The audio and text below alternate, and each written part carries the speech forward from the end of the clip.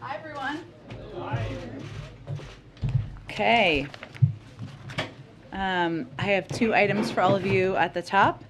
This week we are marking the 1 year anniversary of the American Rescue Plan, which has been the key driver of our strong economic recovery, provided us with the tools needed to fight the pandemic, and made long-term investments to revitalize the local economy and communities around the country.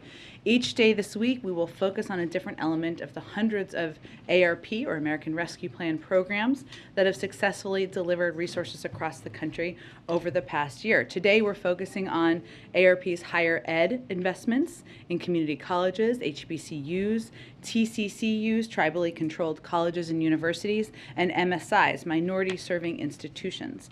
In a press call today with key members of Congress, Education Secretary Cardona will highlight the ARP's Higher Education Emergency Relief Fund to serve students and ensure learning continues during the pandemic. The ARP's funding for higher education includes over $10 billion for community colleges and over $2.7 billion for HBCUs, one of the largest ever federal investments in community colleges and HBCUs. These funds are already having a significant impact on institutions and students. A recent survey of college presidents by the American Council on Education found that these ARP investments enabled 93% of colleges to provide direct financial support to students at risk of dropping out, 81% of colleges to keep students' net prices similar to pre-pandemic levels, and 70% of colleges to continue to employ faculty, staff, and other employees.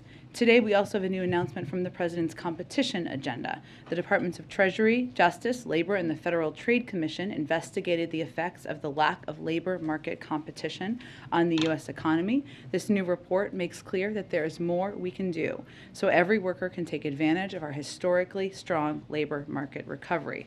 Corporate concentration and anti-competitive practices like non-compete agreements and misclassification have stifled wages for workers and reduced their power to bargain for dignity and respect in the workplace. The costs to workers are substantial. Lack of competition causes workers' wages to be 20% lower than what they'd otherwise earn. The report also shows that diminished labor market competition holds back our entire economy, inhibiting innovation, increasing prices, and curbing economic growth. And finally, I know some of you will be traveling with us to Fort Worth, Texas tomorrow, so I want to give you a little bit of a preview of that. Tomorrow, President Biden and Secretary of Veterans Affairs Dennis McDonough will travel to Fort Worth, Texas to speak with veterans, caregivers, and survivors about addressing the health effects of environmental exposures such as burn pits. This is obviously something the President talked about in his State of the Union address a little less than a week ago. They will visit the Fort Worth VA clinic and receive a briefing from VA doctors and nurses on their primary care and specialty health services for veterans. They will also speak with veterans and patient advocates about different challenges facing the community. Then they will deliver remarks at Tarrant County Resource Connection on expanding access to health care and benefits for veterans affected by exposure to harmful substances, toxins, and other environmental hazards, including those from burn pits, as part of the Unity Agenda for the nation. The President will discuss the administration's actions to address these issues, including a new proposed rule to consider adding certain rare cancers to the list of those presumed to be service-connected. And he will urge Congress to send him legislation that ensures we honor our commitment to veterans exposed to toxic substances. President Biden believes we have a sacred obligation to care for our veterans and their families. As a military family, the Bidens know firsthand the challenges that come from military service and deployment to combat zones. With that, Josh, why don't you kick us off? Thanks, Jen. 3 questions. First, administration officials are meeting with foreign counterparts in Venezuela. We've also talked to Iran and the Saudis. Is the supply of oil so important that it's acceptable to cut deals in some cases with countries that may have engaged in unsavory actions in the past? Well, first, I think it's important to take each of those engagements separately, because there are a range of issues that are important in each of those relationships. One, as it relates to Saudi Arabia, we did talk a few weeks ago about how Brett McGurk and Amos Hochstein went to Saudi Arabia to discuss a range of issues, including the war in Yemen, including security in the region, and certainly including energy security. They had the discussion. It's in everyone's interest to reduce the impact on the global oil marketplace, and that was part of that discussion. As it relates to Venezuela, the purpose of the trip that was taken by administration officials was to discuss a range of issues, including certainly energy security, but also to discuss the health and welfare of detained U.S. citizens. We're never going to miss an opportunity to do exactly that.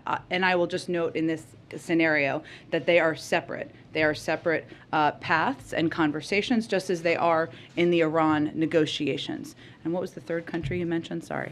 Well, Venezuela, Iran, and Saudis. Oh, and Iran, the most vital reason, the most important reason why we are focused and have been focused on having these discussions with the Iranians and our P5+1 partners is to prevent Iran from acquiring a nuclear weapon. That is why we're in these negotiations. We are getting closer. There are still important components to work through, but certainly the discussion of oil is a part of that, but the most important reason is to prevent them from acquiring a nuclear weapon. So I would just note, and I went through all of those purposefully, obviously, because these are all geopolitical issues that have a range of topics that are a part of the discussion in our engagements. Secondly, House Speaker Nancy Pelosi has suggested that Russian oil imports should be banned. We're already seeing that Russia is struggling to sell some of its oil, which suggests that supplies are destabilized. Given that fact, would President Biden sign a ban, and what would hold him back from doing so if not?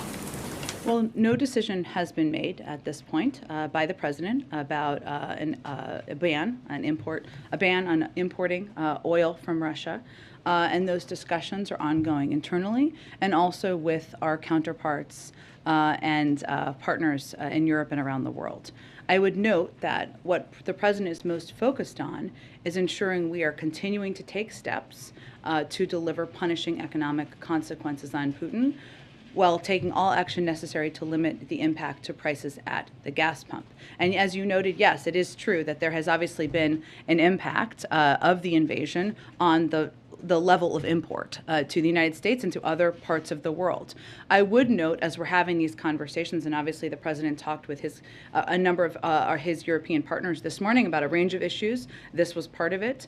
But if you look at Russian imports, they account for about a third currently of Europe's oil imports. So the data we have that we have available at this point in time is back to 2021, not that long ago. But just to give you a point of comparison, the amount that the United States was importing back in 2021 before the invasion was about 700,000 barrels per day of crude oil and petroleum.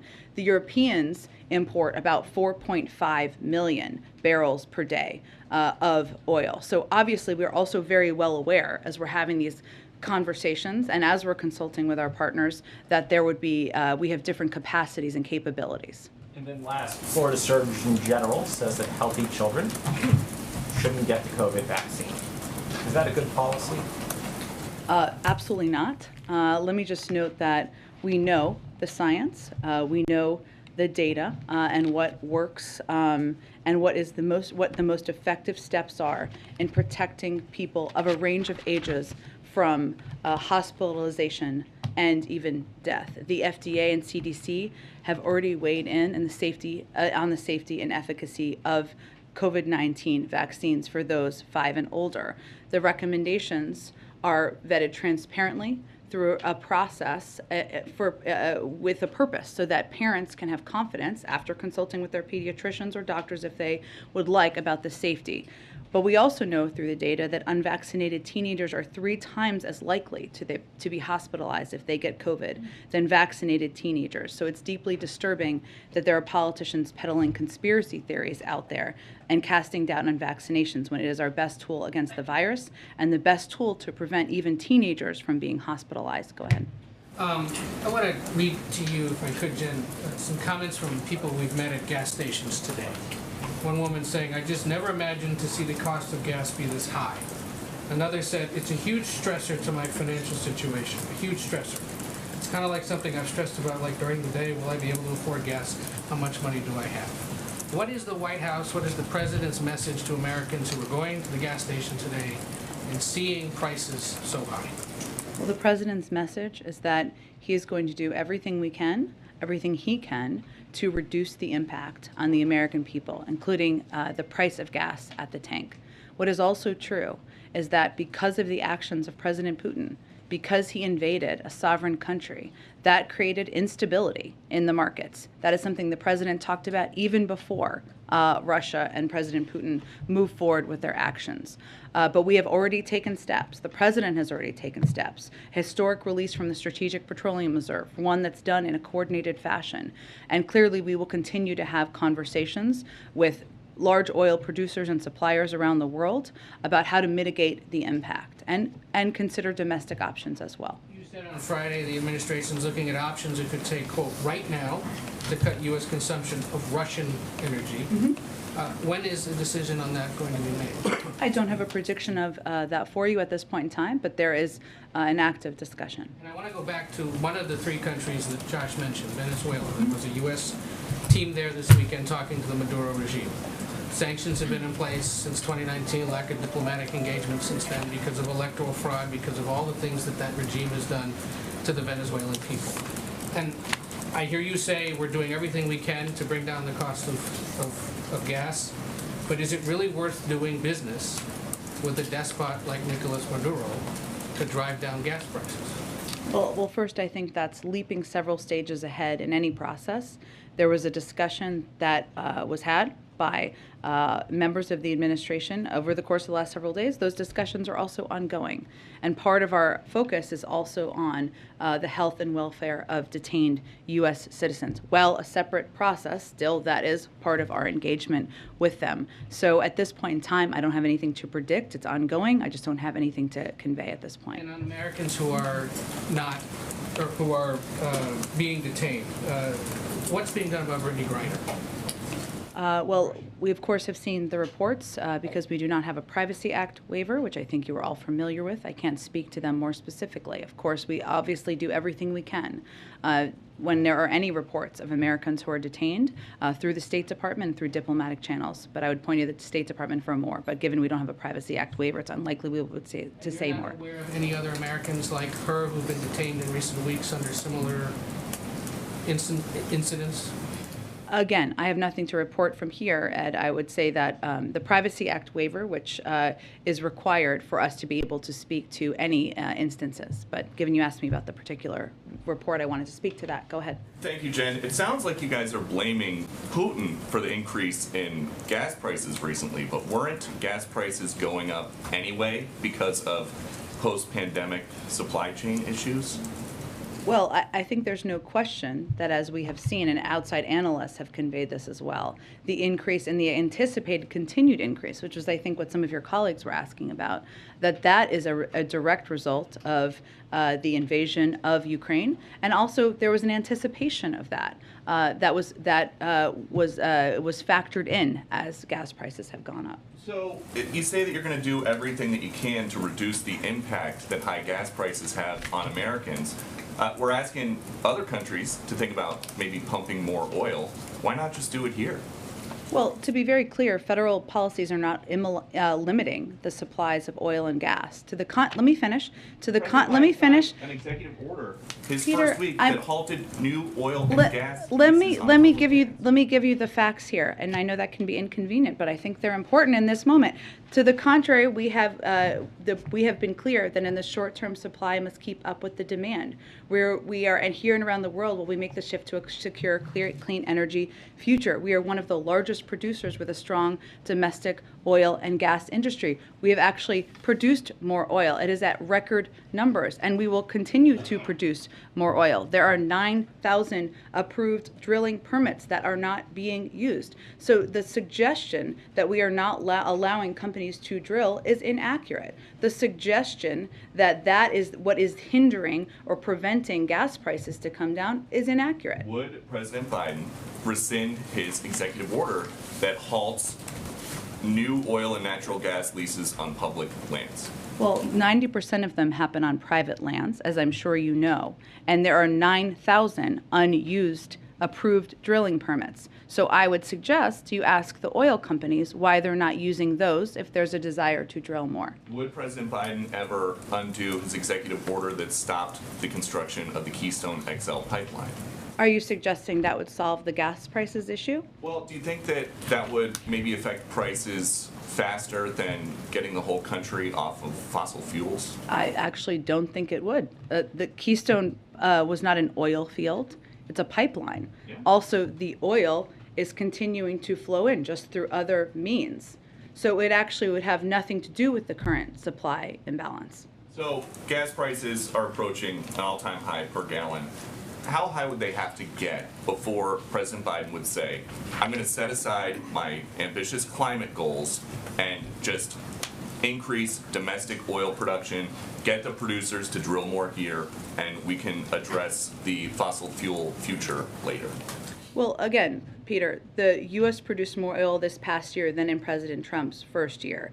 Next year, according to the Department of Energy, we will produce more oil than ever before. Those are the facts in terms of oil production. And again, right now there are 9,000 unused approved permits to drill onshore. So I think you're misidentifying what the actual issue is. But if we're looking to the future and what we can do to prevent this from being a challenge in future crises, the best thing we can do is reduce our dependence on fossil fuels and foreign oil, because that will help us have a reliable source of energy so that we're not worried about gas prices going up because of the whims of a foreign dictator. Right, and you guys think that asking Saudi Arabia or Venezuela or Iran is reducing our dependence on foreign oil?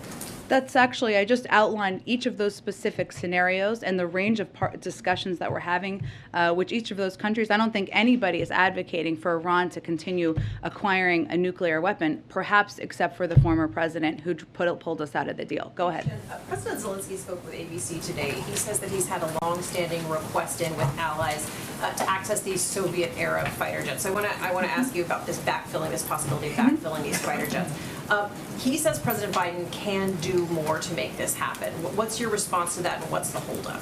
Well, just for clarity, I know everybody's following this very closely, but to catch others up, we're talking about Polish planes, right? These fighter jets that they are requesting. We're working with Poland on this issue and consulting with the rest of our NATO allies on it. This is Poland's sovereign decision to make.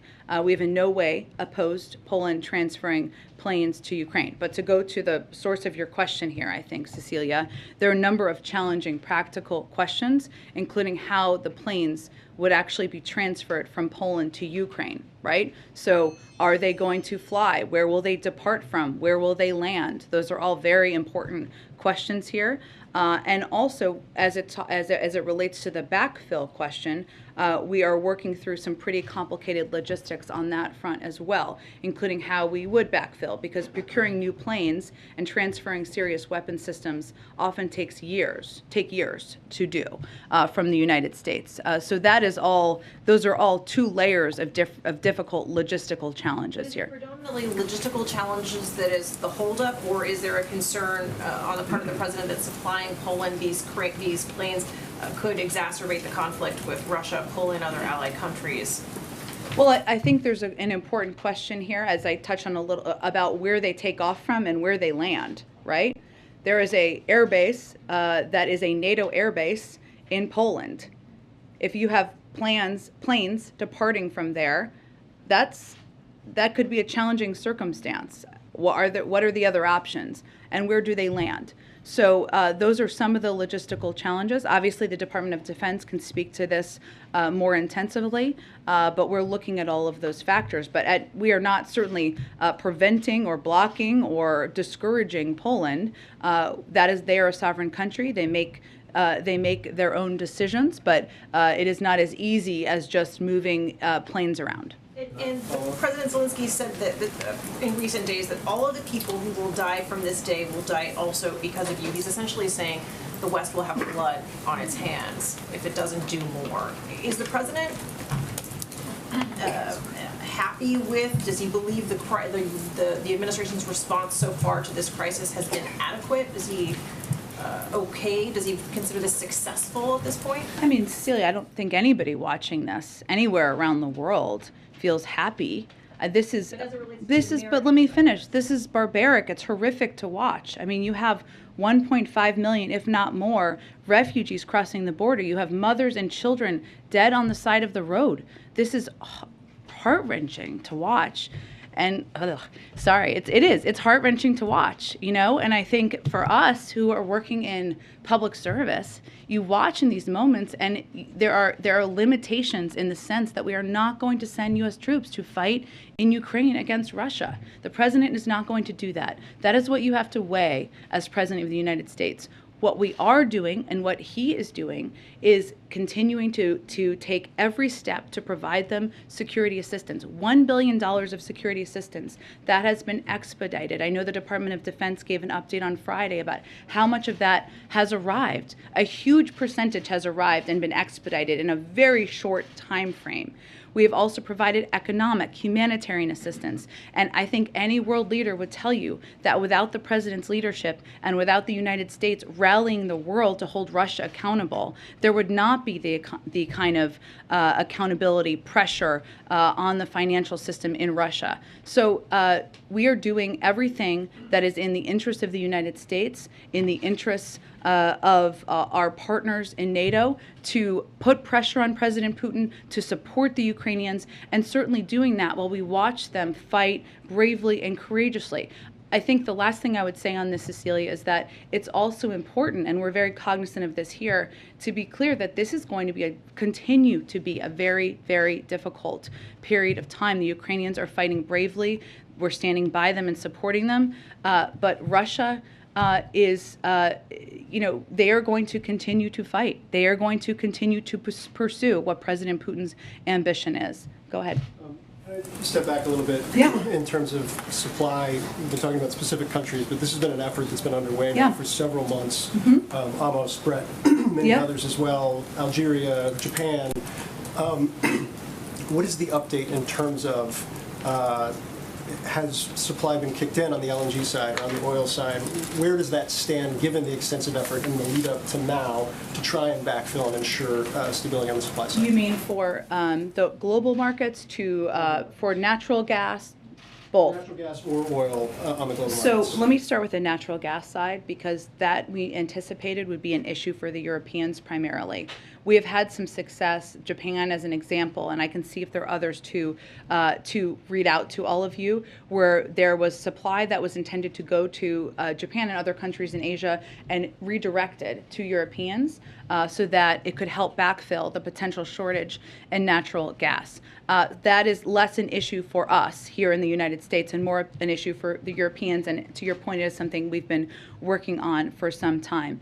In terms of global oil supply, I don't have anything to read out for you at this point in time. Those conversations certainly have been ongoing, but the the coordinated release from the Strategic Petroleum Reserve and the continued discussion about that has been a part of the effort to address the shortage or the potential for shortage in the marketplace. But 60 million barrels is, I'm not trying to minimize it, but it's a drop in the bucket given the scale of the kind of dislocation we've seen. Is there a trigger in terms of the conversations with global allies, partners, players in the supply market that would cause them to come in based on the conversations that have had? Like, what is going to bring them in and make clear that the months of work you guys have put into this actually results in something tangible? Sure, I certainly understand your question. What I was trying to convey is that that's part of what we've done to date. But we are continuing conversations about a range of what would be needed moving forward. And there are a range of options on the table. I just can't detail more specifics from here. Okay, and then last one, how much does it weigh on the administration if you move towards cutting Russian imports of oil, that it would be a unilateral move in the face of what had been a very carefully calibrated coalition up to this point, where energy was considered off the table for the most part? Sure. Well, I would say this is one of the reasons that I gave the example of how much our capabilities and our capacities are very different, both because we import such a smaller percentage of oil from Russia than the Europeans do, but also because we have a much larger capacity for producing our own oil. So it is a very different circumstance, and certainly we are going to continue to consult with, continue to convey where our plans, where our discussions are here internally with the Europeans, but I would look at it through a different prism than past coordinated efforts. Go ahead. Can I just follow up there? Just today, Russia said that it could cut off fuel through the Nord Stream 1 pipeline, not Nord Stream 2. To what extent are you concerned that European allies who depend so incredibly on these oil and gas imports from Russia could really be stuck? I mean, I realize you're making efforts, but, to what extent does that factor in, and what do you say to Russia in terms of this threat?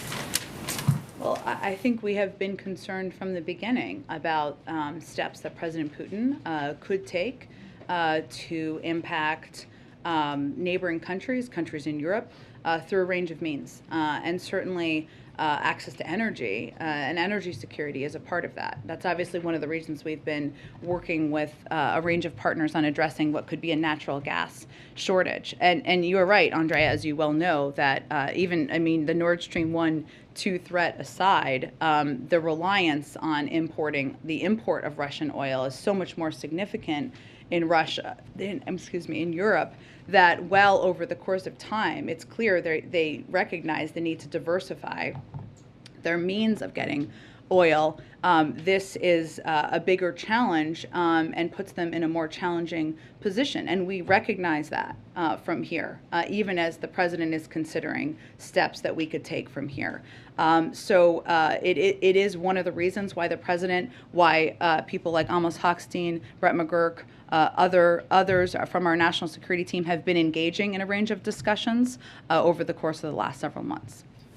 So I guess a couple of follow-ups just on that, and then I've got another question. So these conversations that are taking place, both in terms of securing additional sources or supplies of energy, but also in terms of closing sanctions loopholes, and it doesn't seem like you're getting a huge amount of traction. I mean, in terms of India, Pakistan, and China has still not been, helpful in this regard. How would you assess the success of that? And then just quickly on the what you were saying about the European supplies. So are you saying that the coordinated action one shouldn't view the differentiation on energy as a failure of the coordination? So on the second piece, yes, that's what I was saying, and that we recognize, and the president and other national security officials have been very clear in our conversations that we have a different circumstance as it relates to Russian oil, because we import such a smaller amount, and because we have our own production capabilities and capacities, and that is different. We recognize that. On the first piece, tell me, sorry, what was the first part of your question? Success of this outreach. Yeah. I mean, you're sending people all over the globe, basically, to either virtually or in person, to continue to try to isolate Russia, and it doesn't seem like you're getting as much traction with some of these countries as you might have hoped. I wouldn't look at it through the isolating. That's part of our overarching effort here, right? But as it relates to oil supply, what we're trying to do is engage with energy producers and those with reserves of oil supply to make sure that we are addressing the supply in the marketplace. Obviously, the coordinated release from the Strategic Petroleum Reserve just a few days ago is an example of that.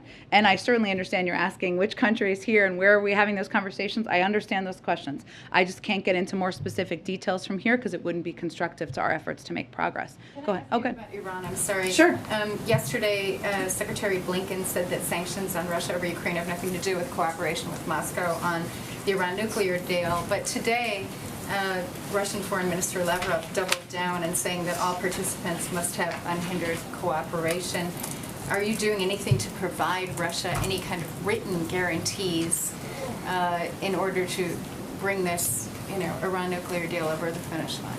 Well, again, I think on this, we're making progress together. Russia is a member of the P5+1 I don't think anyone believes it's in their interest for Iran to acquire a nuclear weapon, and that is how we're approaching these negotiations and discussions. And certainly, as the Secretary of State said just yesterday, we don't believe that the sanctions on them have anything to do with that shared goal. Go ahead. What's the status of those talks? We're continuing to make a great deal of progress. Obviously, the harder things always happen at the very end of the process, and that's where we stand at this point in time. Go ahead. So questions on the so two quick ones on oil and then Yeah. just one other one. You mentioned the meeting this morning with Britain, France, and Germany that the president had with the leaders. Did they, in that conversation this morning, express either a willingness or a hesitance to ban oil or limit oil imports to their countries from Russia?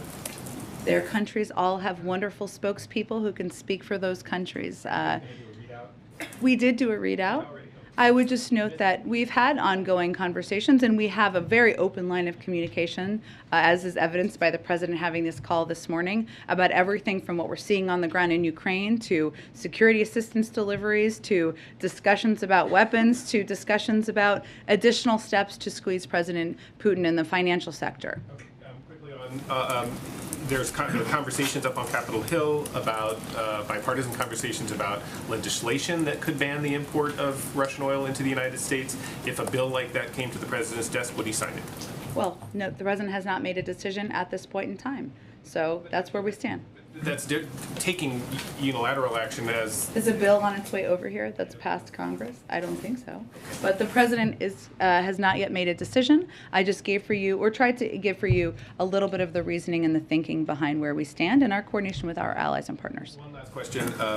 You referenced it, the gruesome, awful picture on the front page of our paper today. Do you know if the president has seen that picture, what his personal reaction was to it, if so? And more broadly, does he... has he been affected on a personal level by some of the imagery that's come out, and is that affecting, or has he talked about how to incorporate that personal reaction into some of the policy making over the last 10 days? Well, I don't know if he saw the specific. There are a lot of New York Times hard copies floating around this building. I can tell you, and other newspapers and outlets you all work for. So I don't know that he saw that specific photo. But what I can tell you is that, the president is somebody who, of course, has been working in national security and foreign policy for decades through his career, right? He is also a father, a grandfather. I don't know that anyone, including him, has seen those photos, whether on the front page of your paper or others, and not been moved. And I'm sure I can speak personally that, talking to my neighbors, my in-laws, I'm sure this is true for all of you as well. The personal impact people have felt in this country, it's really moved people in this country. And the president is absolutely a citizen of the United States, of course the leader of the free world, but also somebody who has enormous empathy for the plight of other human beings. And he has, of course, been impacted by the images he has seen, as we all have been. Are they war crimes? Go ahead. Going back to Venezuela for a second, would they have to agree to release the U.S. citizens imprisoned there if the U.S. were to ease the current sanctions on oil exports? So it's a really important question. There are different channels. Obviously, we're going to continue to do everything we can to bring anyone who is detained in Venezuela or any other part of the world home, but they happen through different tracks. They're all a part of the conversation with Venezuela writ large, but not at the same time. And obviously, Vice President Harris is going to Poland and Romania this week. Can you talk a little bit more about the White House's objectives with her going over there, and particularly what message you want to send to Russia with the Vice President being in that area? Absolutely. So as you noted, the Vice President is leaving on her trip just in a couple of days, and she'll be over there really showing the support of the United States for the work of our allies and partners, whether that is on refugees, and a number of these countries, including the one she'll be visiting, have welcomed hundreds of thousands of refugees from Ukraine. And she'll also be talking about our ongoing range of options and assistance that we have been providing to the Ukrainian people. So she is going to be there. I think it sends a strong message that the Vice President is going to be in meeting with many of our Eastern Flank partners, NATO allies, to convey our commitment to working in lockstep with them and to continuing to support their efforts in the region. Quick one. This morning, the Democratic and Republican leaders of the committees that oversee trade said that they have a deal on legislation that would in part suspend normal trade relations with both Russia and Belarus. And I'm wondering if the White House supports that either through legislation or through other avenues. I've seen those reports, but we don't have any decision on a policy from here at this point in time. Go ahead in the middle. A couple questions. Over the weekend, British Prime Minister Boris Johnson took to the New York Times, had this op-ed in which he argued that the U.S. Western allies should go further in economic sanctions. He specifically said to expel every Russian bank from SWIFT. I know that there were limited actions. Does the United States support expelling every bank? Well, typically what happens with SWIFT and removing when we're implementing this, and Iran is the best point of comparison here, is it's done institution by institution. So that is the case here as well. It's done institution by institution. We haven't taken options off the table, and I'm not taking options off the table here, but we've implemented it in the same way with our European partners that we did when we implemented it as it relates to Iran. Sorry, so just to be clear though, there's not limitation. I mean, it sounds like there were limited institutions that were targeted thus far from removing them from the SWIFT banking system, but you would be open to going further. We've never taken that off the table. The other thing I wanted to ask you about, going back to the Iran nuclear deal, is my understanding is that Russia is demanding guarantees that sanctions targeting the Kremlin over Ukraine do not hinder its trade with Iran. That would potentially be reopened if this Iran nuclear deal moved forward. Could that throw a wrench in negotiations? And I am curious what the White House's take is overall on Russians trying to put that ultimatum down. Well, again, I think as our Secretary of State said yesterday, we don't believe it has anything to do with our shared goal of preventing Iran from acquiring a nuclear weapon. So you don't see it as a way to potentially, I guess, limit the impact that current sanctions We don't believe Russia wants Iran to have a nuclear weapon either. And, sorry, just to be clear, so you don't see the idea, though, that these sorts of sanction guarantees of its trade with Iran would have any impact on the current sanctions that the U.S. and Western allies have imposed on Russia? No. Okay. I think, as in our Secretary of State spoke to this yesterday. Can I ask you one other question? In parts of southern Ukraine, it seems that Russia has shifted from a military takeover to essentially occupation. That it is now occupying parts, occupying towns. Does the White House support the Ukrainian people's right to resist the occupation and essentially through any means necessary? Well, we certainly support the rights of the Ukrainian people to fight back. I would note that we have seen many Ukrainians, many members of the Ukrainian military, and certainly President Zelensky and leadership fight bravely, courageously over the course of the last 12 days. I think it's also true that the world needs to be prepared for a very long, difficult road ahead. While they are fighting bravely and we are standing with them and supporting them, the Russians are still intending to grind out military advances in the short term, just by sheer manpower and firepower. So yes, we support their right to push back and to fight back against that. Go ahead. On businesses, is there any concern in the White House with all these Western companies that are suspending operations with Russia, that just ends up deepening ties between Russia and China, that this is really forcing Russia and its connections deeper into China? Well, as you know, we've seen that for some time, right? Long before Russia invaded Ukraine, them moving a little bit closer together or closer together.